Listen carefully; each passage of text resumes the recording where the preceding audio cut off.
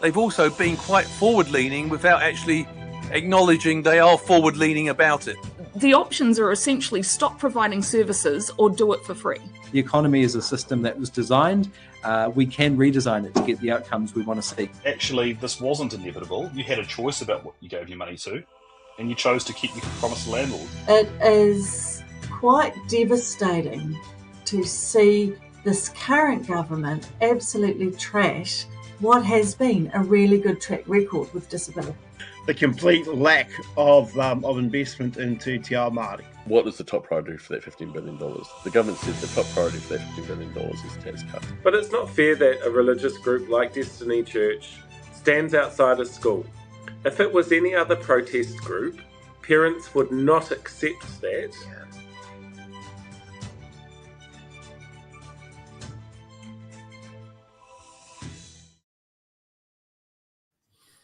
Hello there, and happy birthday. Thank you, Paul. So I was actually spending the last half an hour looking for a party hat, and I'm like, I don't have kids here anymore, so I don't have party hats and balloons and stuff like that. I have adult party things, and I didn't think it was a good idea to drink on screen. Yeah. Hey, is it ironic that we're doing a virtual party on the day that the COVID inquiry came out?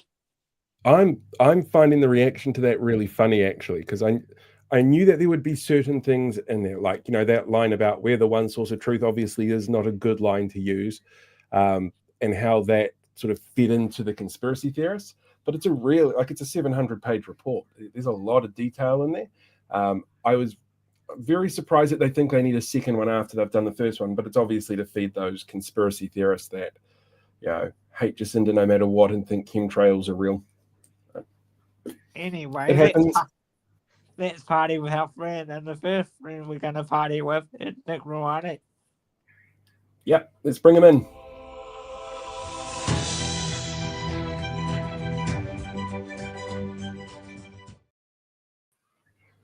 Considering how busy I've been today, I'm really impressed I managed to get the title cards done with the music and everything this time. Yeah. Well done, Paul. And happy birthday to you, Blake. It was really great to spend some time with you on your birthday. So happy birthday, mate. Yeah, thank you. So you're here to enlighten us about the latest disability drama with Workforce. So the floor is yours. Yeah, I feel like every time I show up, it's with bad news. So, can I just interrupt for a second, just on that note? This week, last week, like the last couple of weeks, it's felt like all we've done is deliver bad news and do like really depressing topics. So tomorrow's episode, our regular Friday episode, is going to be a really, really positive episode. Like good news everywhere, happy, positive things happening, awards being given out. So I'm sorry you got here a day early for all the positive stuff, but we do appreciate you being here.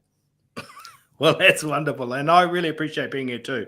But I think it is really important that we do talk about what's happening, even though it might be not ideal and not great, because I think people do really need to know what's going on, because ultimately knowledge is power. So I just did want to have a bit of a conversation about a meeting that I went to a couple of weeks ago. It was actually the day of the Hikoi in Wellington. So a really important day. Amazing day actually from that perspective, but after that amazing event, I went to another hui which was slightly different, and that was a hui to discuss what was happening with an organization called Te Pou, which is an organization that unless you're really deeply involved in disability sector, you may not have heard of, but it's an organization that funds the disability sector to provide training and support, leadership training, consumer development, consumer workforce training, and on that day, the announcement was that Te Pou was stepping back from funding the disability sector, and it really kind of felt a bit like a wake. Like there was a real heaviness and sadness on that day. So coming from the Hikoi, which was so much positivity and kotahitanga, togetherness and unity. To go to that event was it was really quite a contrast of emotions and just sort of feelings, really. But I thought it was important to reflect on what's happening, because Te Pou has funded disability sector for 15 years and really provided those core that core funding into the sector to do the things that are needed on a day-to-day basis. A really good example is to provide training for people with learning disabilities to attend meetings. And they also provide leadership training for people in the sector. So they provide all that funding. And they also provide training around our disability rights. So they produce really quite exceptional resources on our disability rights. And this goes back a really long time. So all of that funding is going to stop and effective next year. So it was really a day where we sort of reflected on all the work that had been done and all the possibilities that maybe weren't going to happen anymore. So it was really quite a full-on day from that perspective. And it was a time to really think about how we're going to do things differently going into the future. Is this another case of like, here we go again, Star Jam all over again, Waikaha all over again? Is it like that, or is this a bit different? It's a good question, Blake. It kind of felt a bit like Star Jam, but a little bit wider, because this organization is like funds so many other organizations. It's felt a little bit higher up in terms of its strategic impact. Star Jam is one organization, whereas Te Pou funds hundreds of organizations. So this kind of felt like the impact may not be felt immediately, but over the next sort of 2, maybe 12 months, 24 months, that the impact will really be felt. This is something that will really resonate over the next 12 months, 24 months, when organizations come to re-put their funding for leadership training, for support for people to go into meetings, to get training around our UN Convention, disability rights, how to support their staff to be more receptive for disabled people within their organizations, those types of things.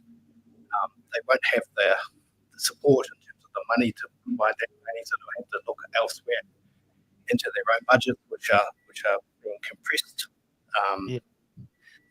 That's kind of where you'll see that impact over the next 12 months. Yeah.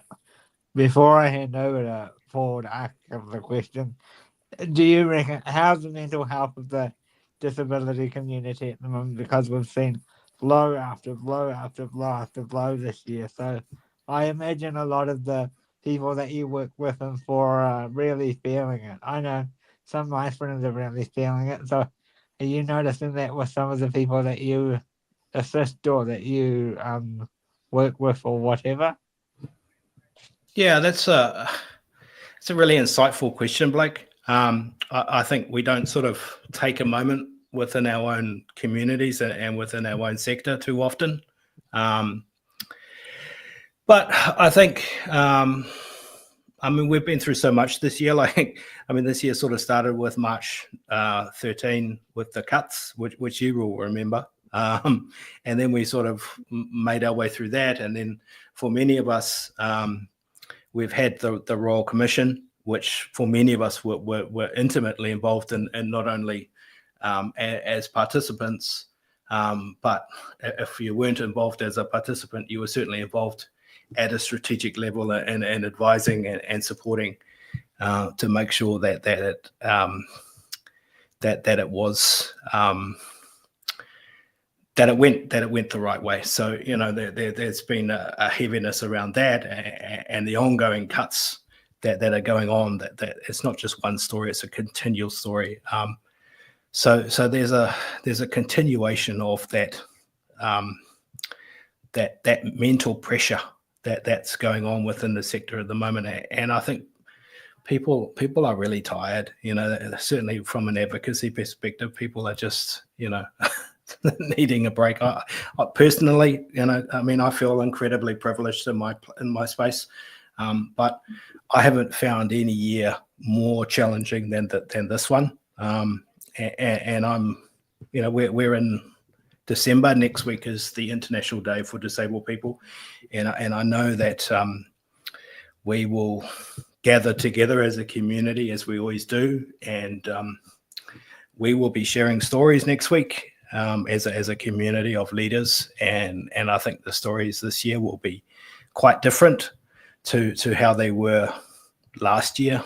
And I think we'll probably just have to hold each other a little bit tighter this year and just support each other to make sure that everyone is, just looked after and show afi for the community, particularly this year more so than other years. Have you got a question or two before we let Nick go, Paul? I always have a million questions. One of the things you mentioned before was that the hikoi, how busy you were on that day. And the hikoi, I think, was a really good example of different groups of people, different perspectives coming together to send a very clear message. Are you finding, with all of the adversity at the moment that's impacting the disability sector, that different elements of the sector are coming together more often, more regularly, listening to each other or communicating better with each other than they were 12 months ago because they have a united sort of goal that they want to achieve? I would say yes.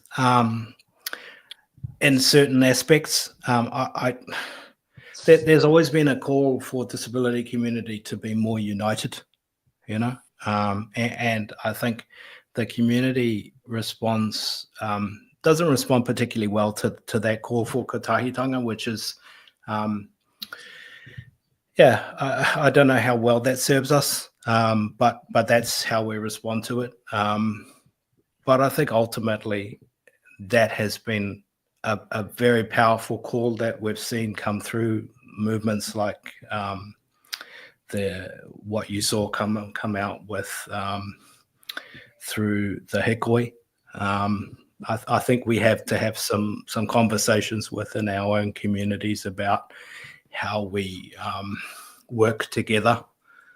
There are still some very real conversations to have within the subgroups within our communities, parents, families, whānau, our disabled people-led organisations, our service providers. There are some definite perspectives within those communities that are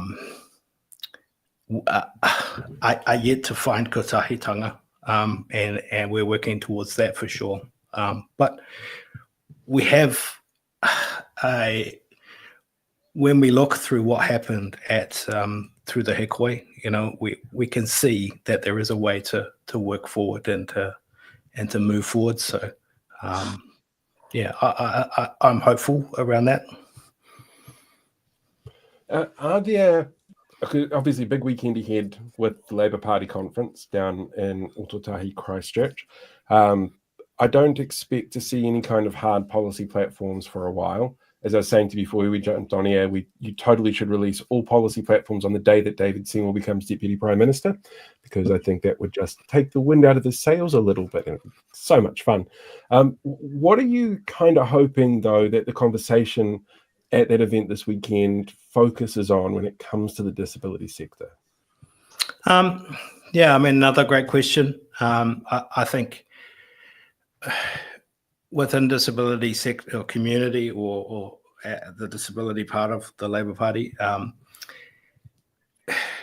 there have been a lot of we've been pushing to get our issues to come up through the party process, and I think we have been quite relatively successful this time. but I still feel that we've got a lot more work to do in terms of allowing our voice to be heard and our members within the disability part of Labour to be more visible. But hopefully you'll see that this weekend, that you'll see, because it's being held in Christchurch, we have a very strong disability presence in Christchurch. So you'll see, hopefully, if you're there, you'll see a strong disability presence in Christchurch.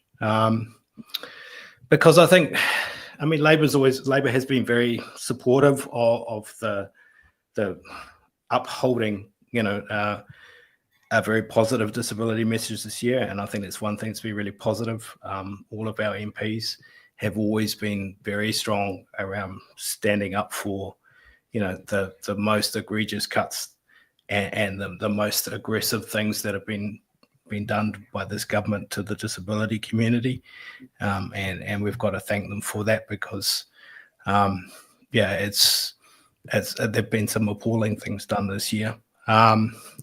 But in terms of what's going to happen this weekend, this is going to be about having a much wider discussion about what we're going to do from a policy perspective, and I think you've got to show up and you've got to have your voice heard, and I think that's really the most important thing, is to really get involved in the discussion, have your voice heard, and have that reflected in whatever decisions are made this weekend. Makes a lot of sense. Well, thank you for coming to join the party for a bit, Nick, and have a good conference. No worries, Blake. It's really good. It's great to be able to drop by and be able to wish you a happy birthday, and yeah, it's always great to join the both of you, and just wishing you a happy birthday, and yeah, hopefully we'll get to catch up a bit later. Yeah. Thanks, Nick. Okay, bye-bye. All right, we'll see you guys. Catch you later. Catch you. So while we've been chatting, there's been a ton of messages that have been coming through for you. So I'm just going to read them here, since I have starred them all. You can't actually see what it says, but it's a birthday cake.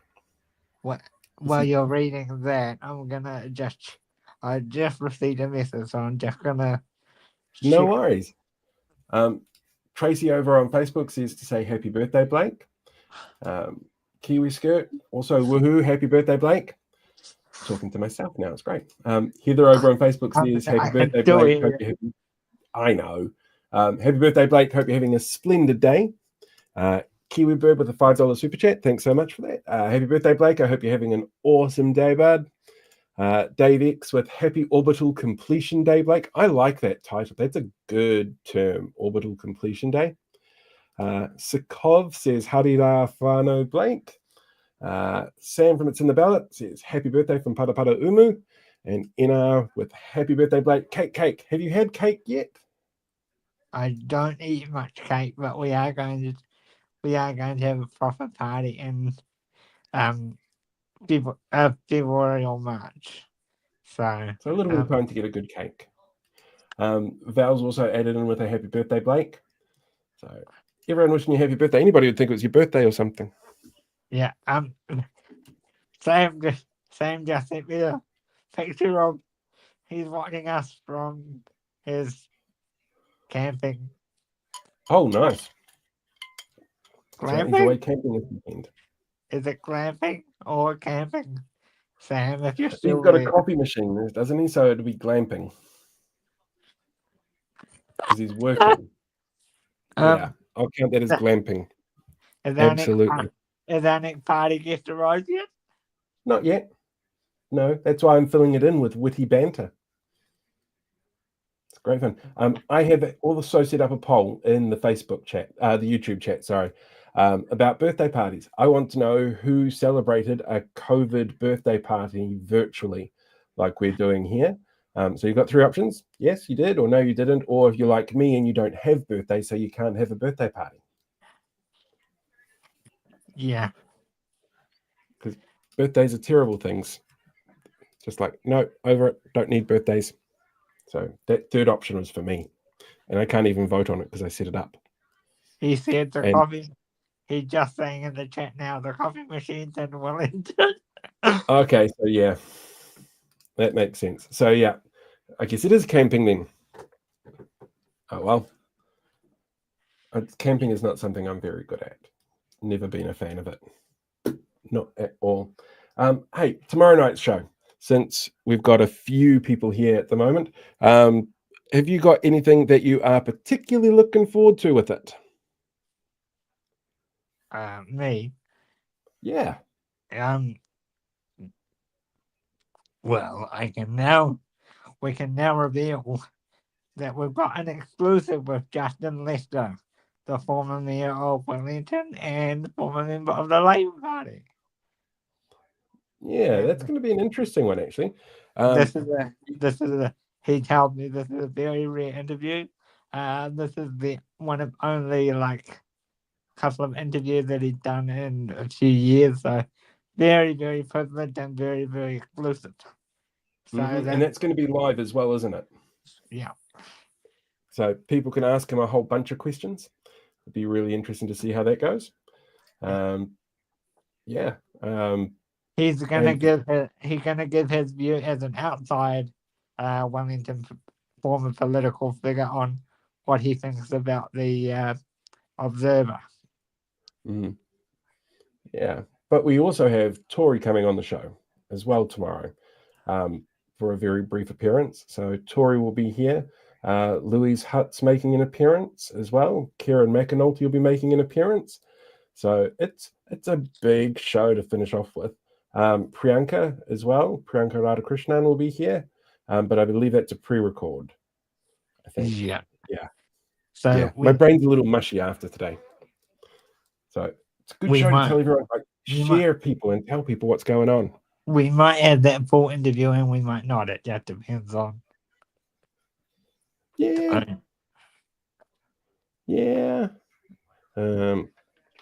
Messages coming in. Yeah, Friday 7:30. Friday 7:30. It is going to be a big show, and we will finish it all with positive, happy news. Like it's just instead of a depressing, sad news cycle like it is every week, it will be positive, happy news. And it's really hard to find happy news things in the news these days. Like I've been trawling all week, and so far I think I've found 5 or 6 that are actually good news and not things that you just spin as good news. So it should be interesting. Should be fun. So any word from Jonathan? Nope. Just Sam sending me camping photos. Sam should be sending us camping photos so we can have a look at what his tent looks like and show everybody. He's in a house by the looks of it. Oh, well, that's not camping if it's in a house. Believe me, I thought about this really carefully about the happy news thing, where I was going, I could start off happy and then make it depressing, but I actually after last week, I really didn't want to do another super depressing news cycle, and everything feels like super depressing news.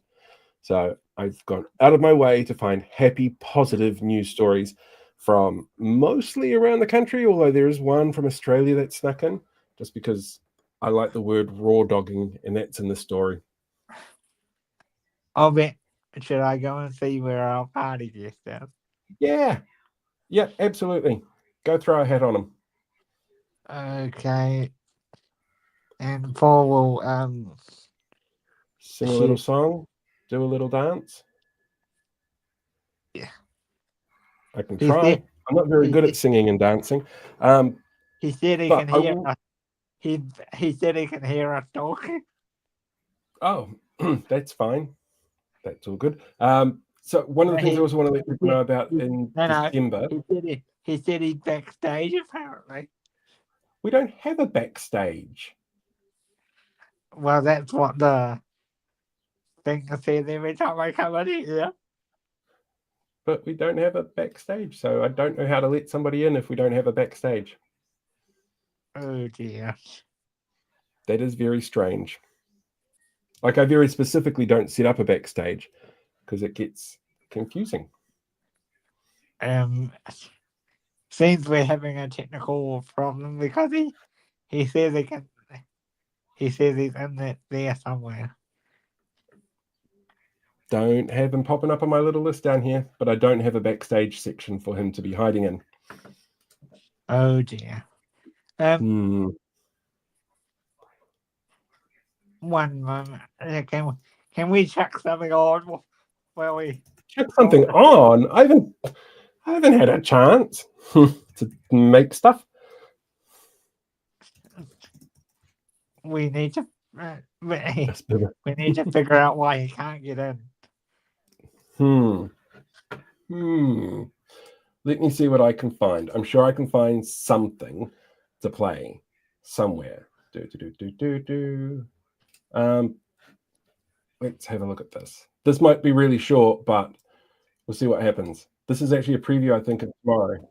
I said to my mates, why don't we organise a game of cricket with the locals out at Riversdale Beach and we'll play them over summer? And they thought, oh, yeah, that'd be pretty cool. And it was awesome. And then we've done it every year. And last year was the 20th anniversary. And so this year, the 21st. And I'm really looking forward to that. It's great because our group of mates are spread all around the country and some of them are in Australia. And it's the one time where we're guaranteed to catch up. So I'm really looking forward to that. Okay, that was really short. Really short. But yeah, that's part of a preview for tomorrow's quick peek. He just sent me a photo. He's sitting in one of those rooms like I did it, with a black screen. That's very strange. I don't have a black screen. Like, I don't have him popping up here. Is he in So one if I of the press all the buttons, nothing happens. Oh dear. Yeah. Technology. Do you want to resend him the link and get him to try that again on a different browser? This is awkward. Live TV. Yep, this is what happens with live. It's fine. It's absolutely fine. Anyway, as I was saying, December, for my content, I'm going to be away for most of December, but I have pre-scheduled a whole bunch of stuff to go out over the month, which includes some repeats of interviews that we've done for this show, some older content as well on media theory. Then that way, hopefully people get a little bit more educated and don't fall into the David Breen Seymour, I can't believe that's actually his middle name, about to get to people to listen to your message, they have to be really stupid and not do their research and get pressure groups attached to them, which is a really weird thing for him to say, but he wrote it in a book, so it's there for everyone to find out. So there's some media theory stuff in there. There's a little bit of all sorts of things that'll be coming out over December. You might have seen it already, you might not. There's a couple of things in there. I know. Like the bad guys from Star Trek.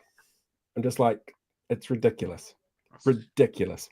So yeah, there's a bits and pieces that are there. You might have seen some of it, you might not have. There's actually some of the most popular stuff that I've done that's got the most negative feedback. Let's see if that works. I just sent it again. So let's see. Yeah. I actually have Star Trek Discovery playing in the lounge at the moment, season 4, where the Breen are the bad guys on there, because I forgot to turn it off when I got ready. And I'm wearing my Star Trek badge. I don't know if anyone can see this, but I got myself a Star Trek badge. So let's see. Really hard to see on the gold. Let's see if anything loads this time. Yeah. And I definitely sent the Thursday night one this time. So I have read the footnotes because my God, it's painful from what I have seen. It is about Saskatchewan in Canada. And it is, it's a very strange book about everything that's terrible in the world and how he makes it worse, if that makes sense. Like it's tough. It's frustratingly tough to sit down and read it. But in it, he was really specific, to get people to listen to your message as a politician. You want to target ignorant people who don't do research. They're lazy and have no urge to get out there and learn things. And you do it with simplistic messaging and pressure groups, like the Taxpayers Union or the Free Speech Union. And simple messages like the Treaty Principles Bill is going to mean equality for all. So it is, yes, that's exactly how it reads. And it's depressing. he said he just keeps hearing us and he can hear the whole show. Oh. Well, we're giving it away for free anyway, so that's fine. Oh, I like this one. Wet fish Seymour. Yeah. Yeah, dear. exactly. But yeah, I don't have him here, so I can't add him in. But that's right. One of the guests that we do have coming up though very soon is Dr. Gary Painda from Whangarei Hospital. I'm kind of gutted I didn't get a chance to catch up with him when I was up there. Yeah, this is very true. That's a terrible thing to say about the median voter. The average person doesn't have time to spend hours reading. You're absolutely right.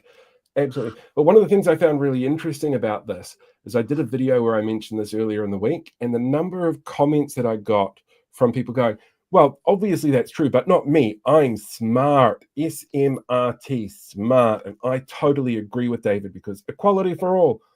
It's kind of depressing to see how much people fall into that sort of cycle constantly. But he's a bit like that. I still think Labour should announce policies on the day he becomes Deputy Prime Minister. Don't worry. If we can find a way to get him in, we can put him with Gary anyway. Yeah, that's true. That's all good. Tell him to try changing his web browser. Use something different instead of Chrome or Safari or Edge or whatever it is. I think he can hear you wherever he is. I'm sure he can. I have a loud voice and a microphone it carries. It's all the joys of technology. Yeah, that's what I reckon. Steal his thunder. Because I suspect if we do see a breakdown of the government, it is going to be David throwing his toys. Although Winston does like it when he's not quite the one in power and he can throw his toys a little bit as well. But yeah, I think having David throw his toys is going to be the thing that leads us to an early election if we end up having one. But my God, it's been a year already. A year of David Seymour, which is depressing. Really depressing. A year of David Seymour and Christopher Luxon. Nobody needs that. Nobody. It shouldn't happen. Not at all. Actually, you know what I might do? Just to fill in a little bit of time. Where is the version? That one there. I don't know if anybody saw my video for today or last night. But we'll play that for a bit because it goes through National's. This week marks the 1-year anniversary of the current government coming to power and being sworn in. To celebrate, the coalition parties have been releasing PR content to show how much they've done, or at least how much they want you to think that they've done. David Seymour praised the fact that there's less tax, less red tape, fewer ram raids and race-based policies, making sure his dog whistle gets heard. And at the time of putting this together, New Zealand First hadn't actually made any comment, their last post being a condolence post about former MP Nikki Kaye. And National released a swanky promo video talking about all the hard work they've done to get the country back on track. It starts off with our millionaire Prime Minister, who's been selling his properties with no taxed capital gains on them after he moved the Brightline test, telling us he knows that Kiwis are doing it tough. I know many Kiwis are still doing it tough. Our country is coming out of a recession driven by wasteful government spending. The wasteful spending he mentions, well, there's a few elements to that, but wasteful spending is an easier soundbite. It includes all the money spent on keeping people alive and businesses afloat during the height of the pandemic when lockdowns were in place, and initial work on a range of projects like a second harbour crossing and light rail in Tamaki Makaurau. But because they kept telling people that projects needed to turn sod on the day that they started instead of carefully planned, organised, evaluated and prepared for, along with making sure every single person impacted by big projects was involved in whatever way they needed to be, well, they convinced people that that meant nothing had been done. So, wasteful spending. That wasteful spending drove up interest rates and it sent the cost of living skyrocketing. Oh, that cost of living crisis he mentions, well, that was caused by a huge range of international factors, which he admitted to in a video he did before going to the United Nations and meeting Joe Biden. In short, what happens overseas directly impacts our way of life here in New Zealand. But again, it's now the previous government's fault, apparently. Yeah, our priority has been rebuilding the economy to get it working for you. Their priority to rebuild the economy started with tanking it. cancelling ferry orders to pay for landlord tax breaks, cancelling the report IRD was doing into tax fairness, and rushing through changes to government organisation aims to minimise the use of Te Reo Māori, getting rid of fair pay agreements and the Māori Health Authority, cancelling or cutting funds to climate change programs, delivering the smallest ever minimum wage increase, reversing smoke-free laws and scrapping affordable water reform. The wasteful spending tap has been turned off. The tap he mentions, well, that was the money being spent on things like the Dunedin Hospital build and other hospital upgrades around the country, road safety improvements for multimodal access growth, education funding into Te Reo Māori courses that were cancelled based on deliberately misleading data released by the government, school lunches that don't look and taste like cardboard, and underfunding core services like the health system. Savings are being made across the board. Those savings have come at the expense of thousands of government workers, with more to come, at the expense of a working health system, education systems, and climate mitigation plans. And we have given hard-working Kiwis tax relief. That tax relief. Well, hard-working Kiwis on minimum wage got a couple of extra dollars a week. They also stopped funding disability groups to ensure that people being employed by them had their wages topped up to minimum wage. The tax relief didn't offset the increased costs in primary health care access, prescription medicine, public transport costs, power costs, increases in food costs, and rent. Inflation is down. Interest rates are down. Inflation and interest rates were predicted to be at this level years ago when the impacts of the pandemic were becoming apparent. The sticky parts of inflation right now are actually caused by this government's spending and the impact it has on the wider economy, and interest rates were adjusted quickly when it became clear that the government policy had stifled the economy too hard. Better public services. 160 police officers are now part of community beat teams up and down this country in our key towns and cities. The government set itself a target for new cops, then lost about 80 of them as they went overseas, and the funding for the new Auckland CBD station actually came out of other areas. Gang patches are banned and tougher sentences for repeat offenders are planned for early next year. Gang patch bans are ineffective. They don't stop crime and they don't deal with the causes of gangs in any way whatsoever. Children are doing an hour of reading, writing and maths each and every day. Schools already did dedicated time allocations for reading, writing and math, so this is just a PR term to convince people that they did this. Up to 26 more cancer treatments are on the way, with more than a dozen already available. Do we really want to have a talk about cancer drugs? The cancer drugs you promised and refused to pay for in the budget? The cancer drugs you only decided to fund out of next year's budget because of the public backlash after Nicola Willis ghosted Shane Reti when he was asking about those being in the budget? Really? Are you sure? To grow the economy by cutting red tape. Sometimes red tape is there for a reason. I'm sure that there are a few examples of why that red tape is in place. Increasing skills. How? How are you doing that? Moving the fees-free year to the final year doesn't increase skills, and telling schools that they can get rid of courses to focus on reading, writing and math, that's not increasing skills. Or maybe you're thinking of the skills kids get in boot camps these days. Investing in infrastructure. Do we need to talk about the ferries and the hospitals again? Oh, but you did invest money into pothole repairs and roads of regional significance by removing money from road safety and public transport budgets. And you are not changing your climate change policies, and climate impacts are one of the leading causes for potholes. So you're literally throwing money into a hole and hoping that the problem goes away. Trade and investment, because that's how we can help you.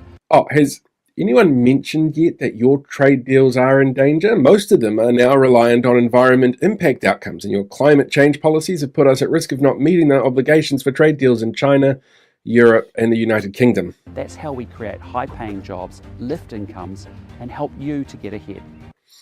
You haven't created a high-paying job outside of Seymour's Ministry of Regulation.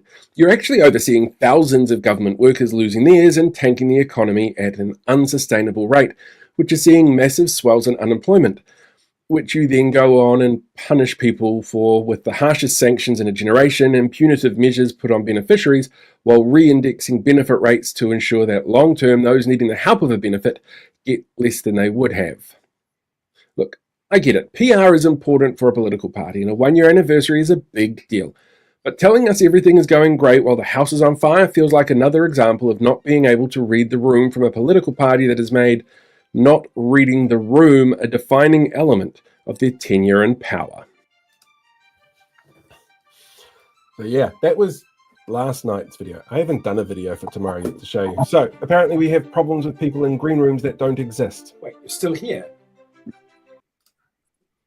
Is that right? Yeah, so I've had a text from Gary and from Jonathan, and they can both hear us. And they've both got the same link that we have. And I sent it twice, and they can't get in. So I saw messages come up from Jonathan in the chat before. Try it on a browser instead of using the app. See whether or not that does the trick. Because we don't have a green room. Nothing pops up saying here's a green room because I turned the. And I've got a text from Gary asking if everything's okay. Yeah. Although if he could prescribe me some Xanax or something, that might help. What we might do is we might start the Rebecca interview, and if we have to cut into it and then play the rest in a bit, then we'll do that. Yeah. Otherwise, we're going to run out of time while we sort this out. Yep, we can do that. We'll play the interview with Rebecca, nice and easy. So it may cut. We may have to cut back in. Sorry, guys. That's all right. If that happens, it happens. All right, yeah. So yeah, we just to set this up, we actually caught up with Rebecca this morning. She's telling a really personal story about her, Dr. Rebecca Graham, telling the story about her perspective as the parent of a disabled child, and it's actually really heart-wrenching. I found it really hard to sit through this one. So I'd say enjoy, but at least sit back and listen. That's the important part here.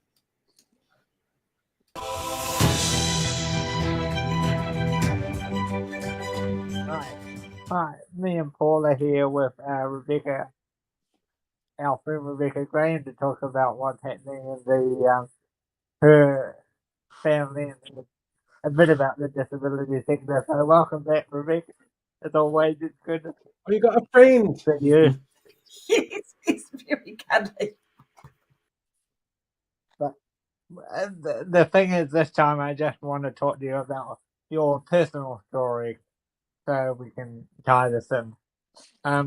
So what's it been like for you and your daughter and your husband and the other kids? Because we haven't really heard that side of it yet. No, and it's actually nice to be able to talk about it in terms of our whole family, because so often, the focus in many different spaces is just either the disabled child or the primary carer, and it fractures your family a bit, because for us, our family's embedded within whānau, so it's hard to translate what that means sometimes into a sector that's so focused on the individual. You've been telling me about the transport issues with the government you've been having. How have they been impacting you as a parent and stuff like that? Sure. So prior to 18th of March, so I'm going to walk us back and then come forward again. So prior to the 18th of March, we had a fairly stable disability support. When Lily was 3 or 4, we were referred into the EGL site. So we've been part of the Waikato EGL demonstration site since then. And it was very stable, very secure. And it meant that we were able to do one of the really important things to us. And it's a hard thing, I think, for others to think about. But for us, you have to have these hard conversations. Joe and I are going to die before our children do, ideally. Like, that's generally what happens. And if we are providing care, who's going to do that care? And also, not just before you pass, you tend to get frail and it gets harder and harder to provide care. So we've been thinking for a while around, how does that work? What does it look like? What do we need to be doing now so that she can have an independent life and get the care she needs without us in the picture? And so because she's embedded with a new whānau, that means doing things that strengthen those whānau relationships so that her siblings and wider whānau have really positive connections, really strong connections, and it feels like a natural transition away from parenting into, as it would for any young person. in terms of everyday practice, that means things like we would use our EGL funding to do family activities that we wouldn't otherwise be able to do, because it's those sorts of fun family activities that create memories, that create the social glue, that create the bonding, that enable that support to remain even when things get hard. We would use it. Lily loves the beach. The other kids love the beach. It's very expensive to go to the beach. And so we would use our EGL funding to support that so that we could go as a family, everyone could enjoy themselves, everyone could have some good memories, and with the idea that over time that would build up and you'd have these positive family relationships. We'd also use it to support whānau. So whānau would come and do various activities with Lily or include her in things, and we would use the EGL funding to subsidise that. And I should add too, for the beach, it was always a subsidy. It wasn't a lovely holiday on the taxpayer. It was, how do we make this happen long term? What can we contribute? What are the gaps? How can we use the funding to subsidise those gaps? Yeah. Before I head over to Paul, I guess my next question is now, how is it knowing that you've got your own battle, but then you have to kind of hide that from the people that you work with? Because, like, this is one of the first times you've been open about it, and we're very grateful for you doing that here. But how is it hiding that personal struggle while you're trying to cater for the clients that you cater for? Yeah. This year has been really tough. And I've sort of got to the end of it and started to lose the plot a bit.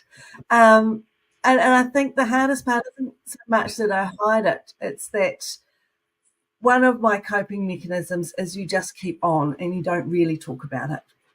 And it is easier for me not to talk about it or not to acknowledge how hard it is, because then I can live a sort of pretense that everything is fine and carry on, even though things are most definitely not fine. And the other thing that is really hard is because of the way it's been framed by this government and in the media, it creates a real sense of shame and guilt. I feel guilty that we get support, like we shouldn't be. I feel a sense of shame that we were using it in a way that worked for our family and contributed to our long-term goals, and now we've got someone coming in and implying that we've been wasteful.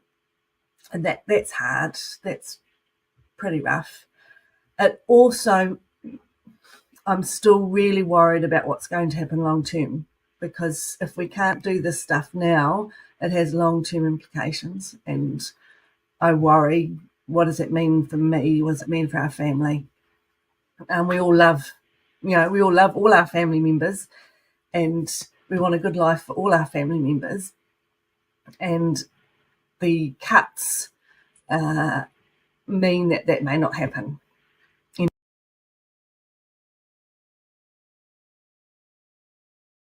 Everything I've met. I'm going to pause it there for a very important reason. Should be fairly obvious. We've got things kind of working where we want them to work now. So let's press this button and then bring in Gary.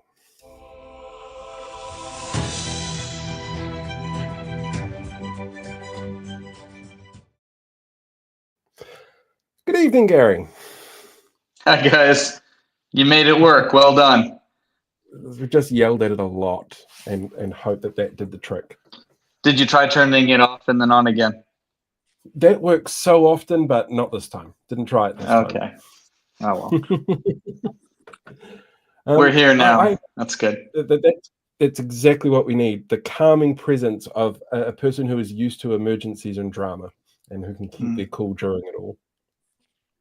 Sorry, I'm just going to do something really weird. If our other guest is watching, I sent you the new link too, so you should be able to get in. Sorry. Back to the interview. It's great fun. You had a very well-known visitor to your hospital the other day, Gary. How did that go? Yeah, I didn't even know it was happening till after it had occurred. I got a text from a friend saying that Lester Levy had been through. And then when I got to work 4 or so hours later for the night shift or the evening shift, I asked who had spoken. Like I asked my colleagues, doctors and nurses who had actually gotten a chance to speak with him, and none of them did. So I'm not exactly sure what he was doing in the ED, but I think he was with sort of upper level management. And then I believe that there was an announcement. Was that announcement that he and Shane Retty made done at Whangarei Hospital, or was it just somewhere else in town? I have no idea, to be honest. I It just was heard he was at- up in the area. As far as I'm aware, it was at your hospital. Yeah. Well, it was a bit stealthy, at least within our department. We didn't know it was happening. We would have been sure to come had we known. Would you have been allowed to, though? Good question. Don't know. I mean, the very fact that he was standing meters away and didn't chat with docs is a little bit telling. But perhaps he didn't want to interrupt. I don't know. I'm not sure. But we would have relished the chance to have a discussion with him. The announcement itself: 50 new doctors and 70 new nurses. Yeah, 70 or 75, something like that. Yeah, and a little bit of money for facilities. Like they talked about being able to buy some toys for kids and microwaves for the staff room and that sort of thing. Yeah, it's $42 million, $20 million for doctors, and I think 10 million for nurses and 12 million for facilities. But the thing you've got to remember, so let me just say this. Initially, got to say, thank you, sir, for giving us some money and some doctors and nurse staffing, which we so sorely need. It would have been better if the money hadn't been taken away from the system and that we didn't end up with such dire understaffing problems in the first place. But I suppose that 50 doctors and 75 nurses is something I certainly should be thankful about. And initially, I was more appreciative when I heard that it was 42 million in additional funding. But someone told me that it's not additional funding. It's actually just taken from somewhere else within the system and shifted for this purpose, which is a bit disheartening because it makes you wonder, was it shifted from another service that really needed the funds? And I don't have that answer. And then I heard even worse that it's been made. What is the term for it? It's like there's a phrase for when you make contestable. That's it. It's when you make people compete to see who is more poor and more desperate and who needs these doctors and nurses more. So they're making the most understaffed hospitals compete for these 50 doctors, which I don't know. It doesn't quite sound right that you have to apply and fight for your case against other hospitals. And in the grand scheme of things, if you average it out over all the public hospital facilities, it comes out to between half and one doctor per public health facility. So not the most winning day for a government, if you ask me, and certainly not worthy of a press release. Because you have to realize they're having a press release to pat themselves on the back for shifting funding to pay for these docs, while they're simultaneously shifting other funding away to make the doctors' jobs harder. And the 50 doctors, while it sounds impressive, amounts to approximately 3% of the total number of doctors that New Zealand is missing right now. So great, have a press conference. I do thank you for the 50 doctors. What is your concrete plan to fix the other 97% of the doctor vacancies in the country? Don't know. Did you also hear the rumor that he talked about Milo as well? No, I know that has become, I'm not sure if it's a distractor issue or what. I'm not sure why we're talking about, coffee and tea and milk and Milo, and it was outrageous for them to cut Milo, and that these saviors, these politicians and executives are bringing Milo back. I mean, it's stunningly tone deaf. When just announced over 1,000 roles have been disestablished, which just means cut. They've gotten rid of half of data and IT service, more than half of the entire service. So I got a message this evening from a friend of mine at Waikato Hospital who was very, very specific about making sure that their name was not mentioned. 95% of the IT staff at Waikato Hospital have been told that their jobs are to be disestablished, and they will have to reapply for the jobs, which will have a wider scope but no pay increase for what they do. And if I remember correctly, Waikato was the hospital that got hit by a really large data breach not that long ago, with a whole bunch of personal data taken out of there and a whole bunch of meetings and appointment schedules and stuff like that suddenly vanishing into the ether. That seems like a really smart move to me, just, leaving everything open like that. Well, they also cut, I think it was over 100 million. It might have been well over that number in funding there's supposed to be a data refurbishment around the country where our computer systems would be able to talk with one another. So Paul and Blake, I want you to realize that if you come to my area on a vacation and you get sick, I can't access your medical records if you're from out of the northern region. And for a country as tiny as ours, it's crazy, right? There needs to be standardization. It would be safer and more cost effective in the long run, because you end up repeating a lot of things when you can't access medical records. And this government canned that program. They said they didn't have money for it. And so we're not going to have IT modernization across the country, but we will have $2.9 billion in landlord tax breaks and $14 billion in tax cuts. Like, they got that through no problem whatsoever, real quick. So I find that irksome. Sorry. I thought that's why we had like NHI number or whatever the heck we're called nowadays. The system is really perfect for that. You plug in the NHI, which is a unique identifier, everyone has one, and you could theoretically pull up a treasure trove of data. What medicines are they on? What were the recent lab results? And I can't do any of that currently. It's wild for an emergency doctor, for any doctor. It's nonsensical. It'd be a big priority to get that program funded, but instead it was cut because the money was spent elsewhere on other priorities. I know when this government got into power, one of the things that they were very critical about was the amalgamation of DHBs and the return to that one big system. And obviously this IT upgrade would be part of that process. Does this effectively recreate the DHB systems then? From your perspective as somebody who's sort of the person before the end user, in that you can only access things locally, you can only access information locally, so you can only treat people from within that region. Is that sort of it's a DHB and everything but name only? It's a hodgepodge in every sense. And I'm not sure it's planned. Like I don't know that we can say they planned it to be this bad, but certainly it's where they've allowed it to end up. There was a concrete plan and work had begun to centralize all the data structures, and that program was defunded. And now you're seeing data and IT cut by, I think it was 54%, obviously more in some areas. But we also have had 24% of the public health service has been erased. Hundreds of jobs, of roles have been disestablished, and others have been fired. And you just think in a time where public health is pretty important, with outbreaks, contaminated water issues, right? We're reading about arsenic in the water.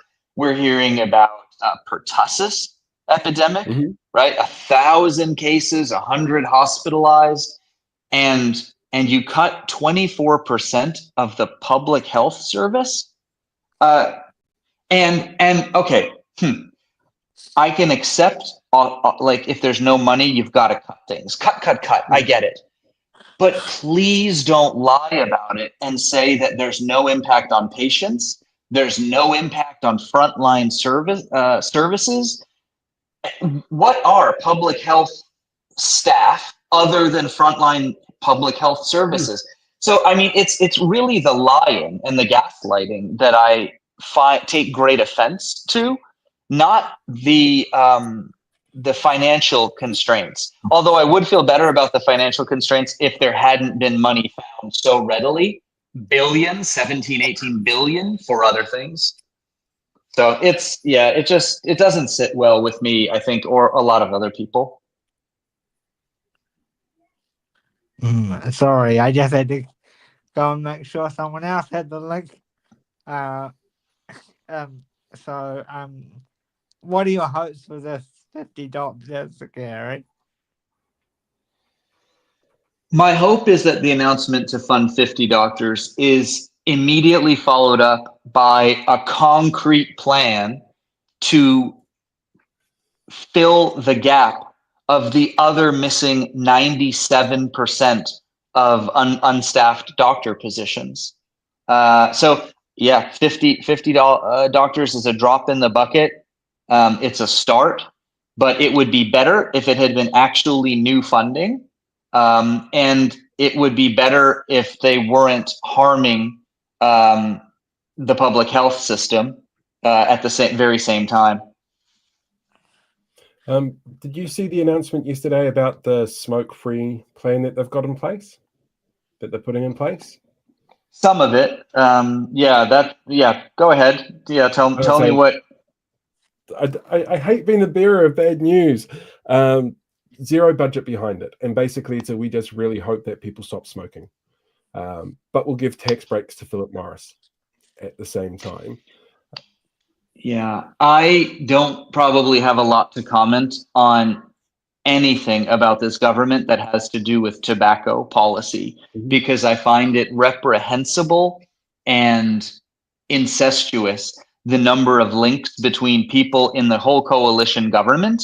These are high ministers and Philip Morris. People in New Zealand First campaign, like leadership roles, who then went into Philip Morris when the campaign was done. 2 of those. We've got, family members who are executives at Philip Morris. We've got ministers who are ex-tobacco lobbyists for Philip Morris. It gets worse and worse the deeper you look into it. And then we have, on the shoddiest of data and backing, you've got a questionable minister giving up to $216 million to one tobacco company. I'll let you guess what the name of that company is. It's Philip Morris.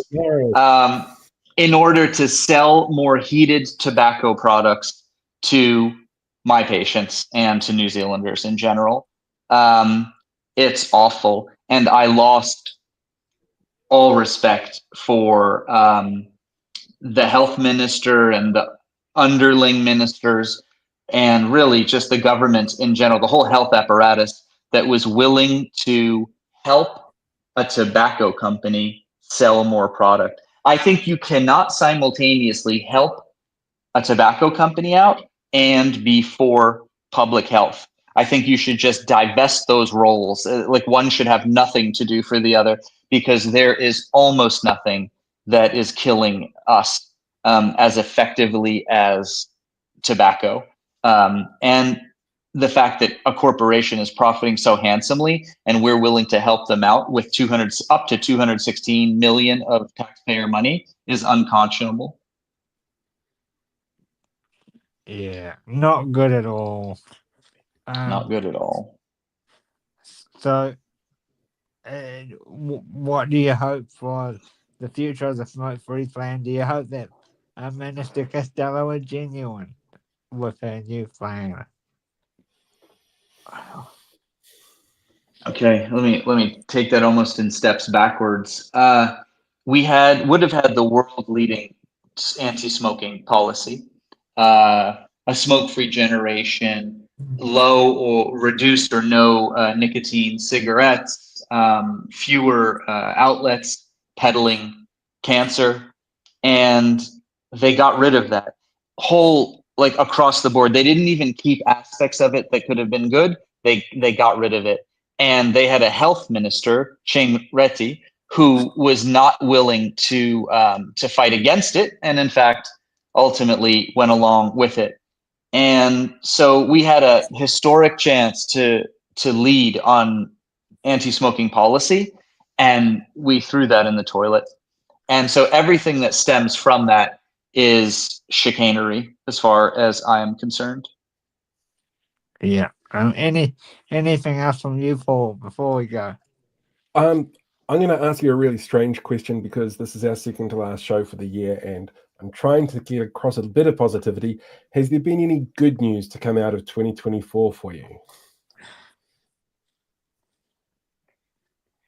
Yeah, in a strange way, all the challenges have brought staff together really well. We are seeing a real sense of cohesiveness among nurses, between the professions, right? Nurses and doctors, collegiality strengthening. We support them in their efforts to get more than I think a 1% pay rise. So this is in an era where inflation has been rocking their salaries, well, everybody's salaries, and to think that they would get a pay rise that is less than inflation, so they're moving backwards, given the constraints they're working under. So the nurses are pushed to deliver in a system that really doesn't make it easy to deliver. And so the positive news is that more than ever, so I've been here for 17 years, people have united in the idea that we can do better than this, that it's not inevitable, that if we don't do something, it will get worse. And so I think there's a positive feeling among our staff that the future will get better once we get past this. What is it? Is it 2 more years till the next round of elections? So there's a hope for the future for 2 years from now, and a great willingness of the radiographers to work with the nurses, to work with the doctors, to all support each other. So that's been kind of cool. I'm glad there has been a positive out of it. Yeah. Well, Gary, I'd like to say thank you for coming and joining me on my birthday special, and apologies for the technical issues. No problem. It was a pleasure. It was a pleasure. Happy birthday, Blake. If you don't mind my asking, how old are you? 26 today. 26. Oh, happy birthday. Wow. So young. Yeah, absolutely. What a good time. Yeah, the work you do goes well beyond your years, and thank you for doing it, Blake. Yeah. Thank you. Someone's got to, and you guys are, so that's awesome to see. Good luck with it. See ya. Thank you for everything you do, Gary. Really appreciate it. My pleasure. See you around. See ya. Oh. So there you go. You got Gary in. Brilliant interview because he is so passionate about what he's doing. He is one of the good ones. It's really good to see. So you've got to make a call. We've got about 20 minutes left of the interview with Bex, which we can play the rest of it now if you want. Could put us in at just on 9 o'clock. Should be maybe just a little bit after for the finish. Well, yeah. It doesn't seem like Jonathan's coming. Okay. I can't tell. He read the link. Okay. Yeah. Technology. So we'll just play it. And maybe we can get him on the award tomorrow instead. Maybe. We got a bit of time there. So, yep, we'll press the video then and we'll go straight into Rebecca. How does that sound? Back to Rebecca. Back to Rebecca, yeah. Anymore, which means I may not be able to keep working in the sector, which I love working in the sector. But if I'm having to spend that time at home and covering those gaps, I can't work as well. It has been really tough on the whole family in different ways. I don't know that my teenagers really understand what's happening, but they're certainly having to deal with a mother who's tired, cranky, gets upset over little things. And normally I wouldn't get too upset about. that isn't there, that doesn't have the time and the energy for them because I'm just so tired at the end of the day. So that's hard too, seeing those cracks start to appear. Well, I'm kind of curious. You work in the industry at the moment. How often are you seeing what's happening with you and how you're feeling coming through from the people that you're working with? Oh, a lot. Already there are people, mothers, it's mostly mothers that are now quitting work because they haven't got the funding or they can't find the support staff. So mums especially are the ones that are quitting work or reducing work hours in order to provide the care.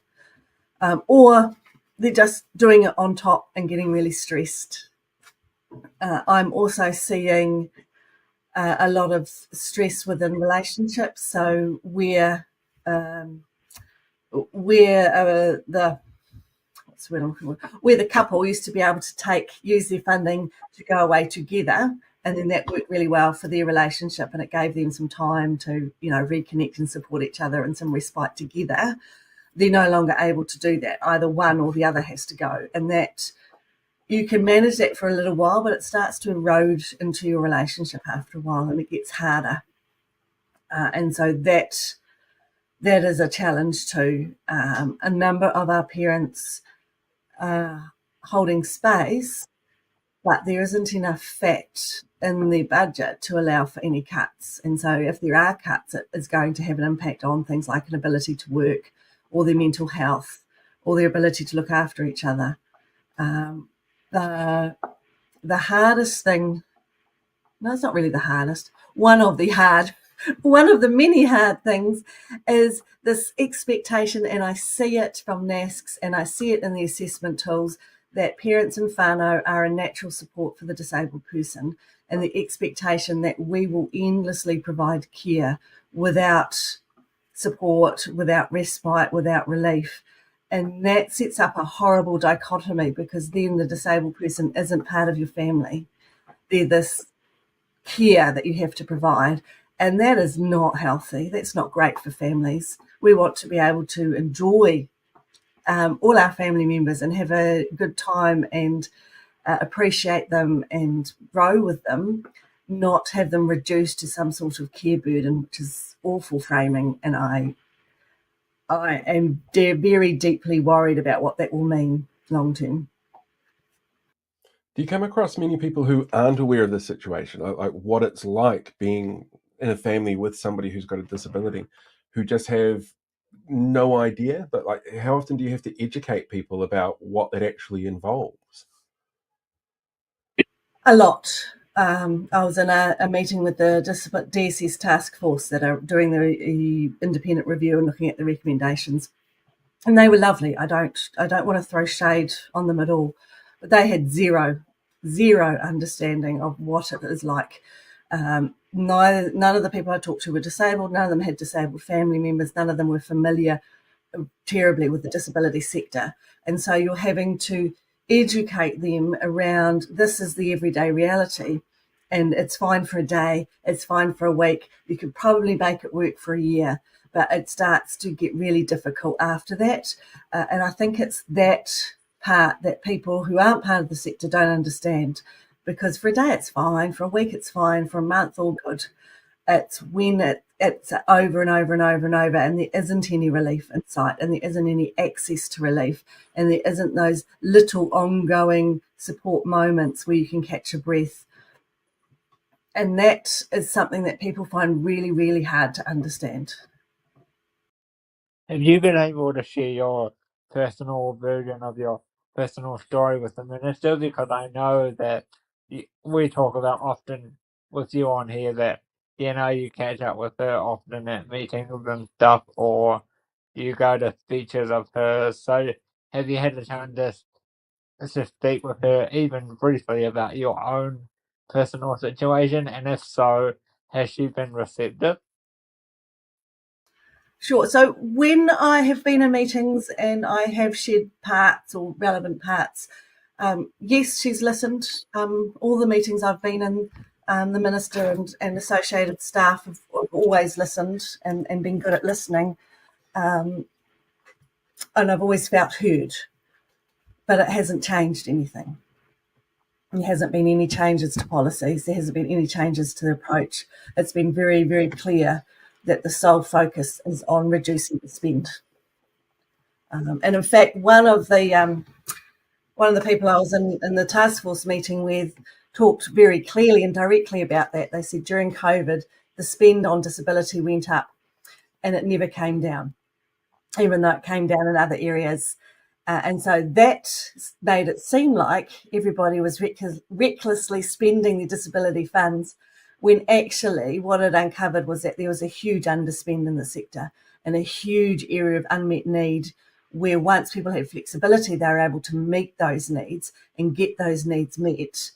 But that understanding hasn't carried through. It's just been very much on, oh, everyone's overspending, we need to cut it back, without realising actually everybody was underspending beforehand and not getting their needs met. And now they are. So let's look at what we need to fund. It's literally, and I've heard from a few people in the sector who's contacted me to say, you know, we've been told our NASCAR host, our EGL site, is over budget and we have to slash this much amount of money, and we have people waiting to come on board. So this isn't even new families, this is just existing families, and they're all going to have a review, and we've been ordered to review everybody, and we have to cut their funding. Okay. Sorry, my dog's very affectionate. I think to join in. I think even the dog's upset. Yes, he's come to give me cuddles. The dog knows that everybody needs some comforting and some cuteness in their life after a conversation like this. So, do you hold any hope, knowing what you just said about the fourth meeting with them, that this consultation review sort of survey thing that they've just done, that'll come out shortly, will have any effect? I mean, oh goodness me. I think one of the things that is coming out is that the flexibility of funding is actually far more important than anybody realised. That the flexibility is really important because all of our circumstances are so different. And it's, I mean, for me in the vision sector, it's super obvious because what works for one person doesn't work for another. You know, one person might like Braille and another might like large print, another uses audiobooks. So there is a real need for flexibility, and I don't think that's really been teased out before. So I'm hopeful that component of things would be helpful. Yeah. And I thought Jonathan would make a comment like, that funding shouldn't be going up and down anyway. It shouldn't be moving around at all.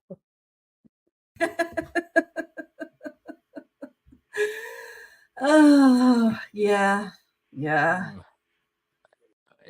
How do you got anything to add, Paul? I'm actually kind of curious about the COVID stuff that you brought up. Before COVID, was that something that the industry was aware of, and then COVID was a chance for them to go, look, this is what we've been saying? Or was it more a case of industry going, look, this is what it's always been, and COVID being a bit of a revelation into what was actually needed? Pre-COVID, there was only flexibility if you're part of an EGL site, which was, there was a Waikato, Christchurch and Mid-Central. Even within those three sites, the level of flexibility was slightly different.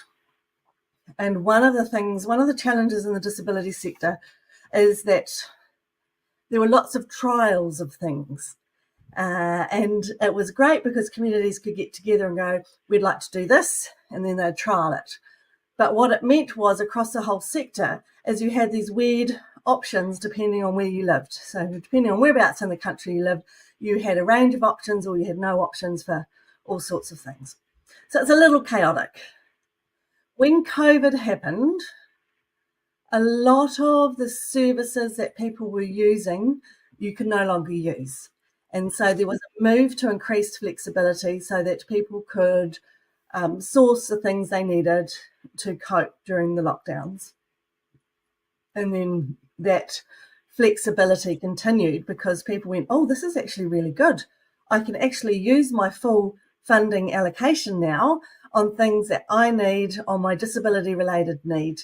And some of that was people using their allocation to meet the gaps in education and health.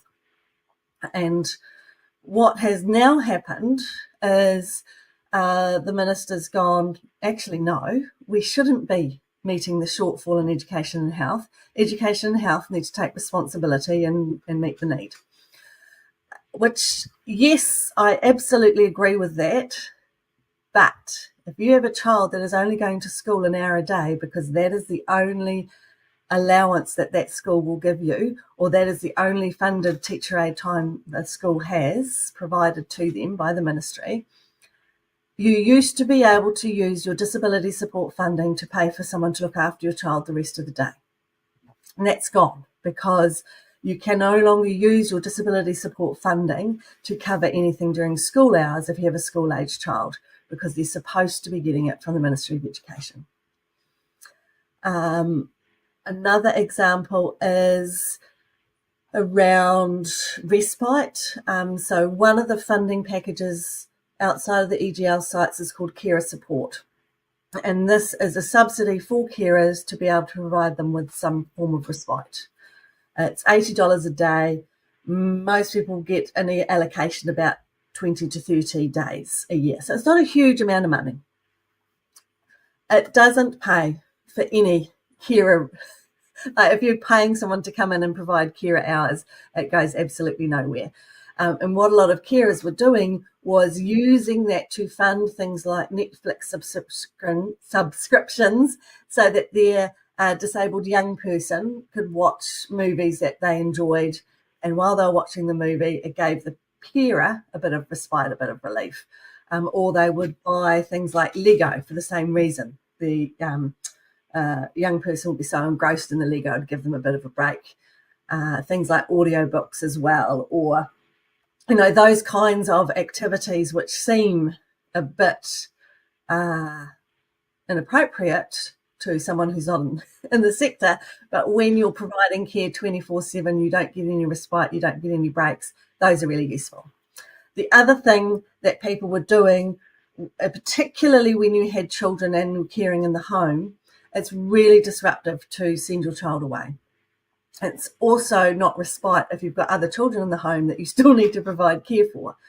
And so a lot of parents were going, actually, it would work for us if we left. We could get someone, we can get family in to come and look after the kids, and we'll leave and we'll use the carer support money to pay for accommodation so that we can have a weekend away, get some really good sleep, have something to eat, just, that rest and refresh. Or actually, there is nobody in the country that can look after our child because of the nature of their needs and the complexity, but we have an aunt or we have a sibling or we have a cousin in Australia who could, or in the other side of the island. We live in Auckland, we've got someone in Christchurch who could do that. And so they would use their carer support money to fly someone, family member up, they'd stay, and then that would give the carer some relief. All of that has gone now, all of that. Two-part question just finished from me.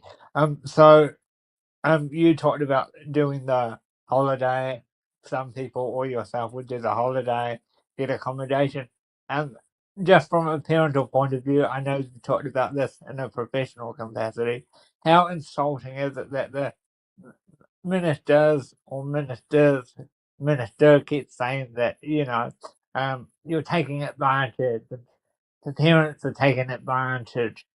From your perspective as a parent, how insulted do you feel? I feel hurt more than insulted, to be honest.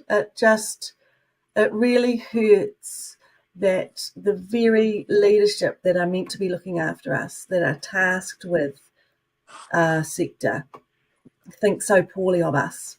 I don't really have time to be insulted, but it does hurt a great deal that these people were so quick to leap to giving us a hard time and say we're being shit with this government money.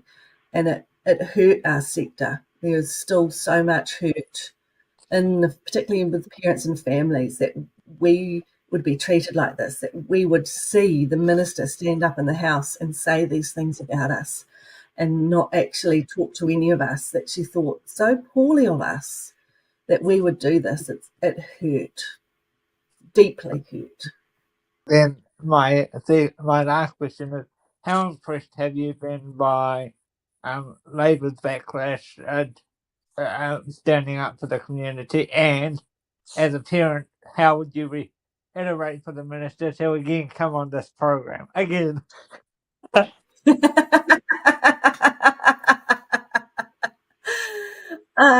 I think Labor are doing really well. I've been really impressed with Priyanka's meetings that she's held up and down the country, and she is certainly listening to us. I would like to see a firm commitment from Labor in terms of what they will commit to for our community. What funding will they commit to? What approach will they commit to? Will they reinstate Enabling Good Lives? Will they fund the sector suitably? Will they turn this cruelty off and have a very clear vision for what we can achieve? And I think Minister Upston is waiting until after she has got the results of this review, and then I think we'll hear a lot from her as she tries to sell the cabinet paper that will come out of it.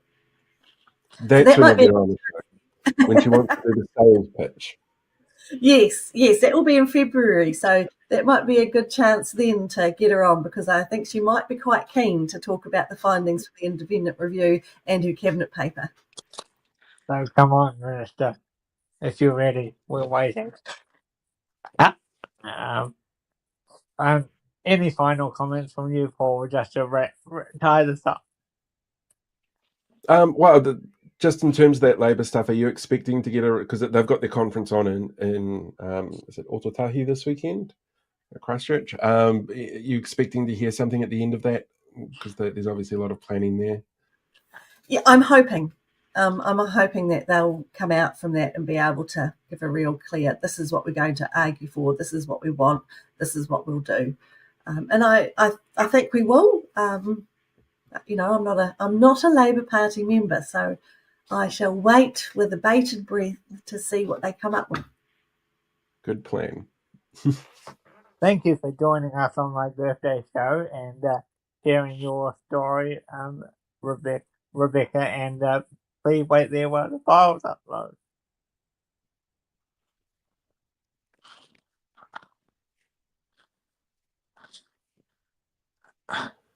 Muted mic. Damn it, we've got 4 minutes left. Probably closer to 3 minutes now before we hit that 9 o'clock and we have to switch off. So, couple of very quick things. There's a whole bunch of other messages that have come through from people wishing you birthday wishes. We've got Cal saying happy birthday. We've got Gemini Queen Annika Sorensen with Hari Huri Nā Tau Blake Rā Whānau Ki A Koe. We've got Char coming through as well with happy birthday, Blake. Have an extra awesome day. Lots of cake, lots of partying. Yeah. Thank you. Any final thoughts? Thanks for all the birthday wishes, everybody. And I don't know if Paul says the same, but I'd like to apologise for the technical issues this evening. I've just been talking to the other person that was supposed to come on this evening, and we'll do a part two. We were going to do a part 2 awards thing tomorrow anyway, so he'll be back with us tomorrow. I'm already digging out my suit and tie for tomorrow. So before everyone rushes off, 2 very quick things. One, I want to say thank you very much for all of the mahi that you help out with. I don't know if people realize that I do a lot of the technical things, but you organize all the guests that we get on, and it would be impossible to do what we're doing without your help on this. So I hope you have a fantastic rest of your birthday, which probably isn't going to be that much longer, because that's just how time marches on. And the second thing I was going to say was congratulations to the Next guys, to BHN, for their big wins today at the New Zealand Podcast Awards. They won a couple of awards by the sounds of it. And I went through the list of winners, and I happened to notice that not a single right-wing podcast, Mike Hosking, or Heather Duplessis Allen or anything like that, won any awards this year. That makes it show. Yeah, just saying. Anyway, I'm going to hit that stop button, end the stream. and let everybody head over to BHN. Thank you very much, everyone. Don't forget, back here tomorrow night, 7:30, big awards night. It's going to be exciting. We will catch you all there. Bye.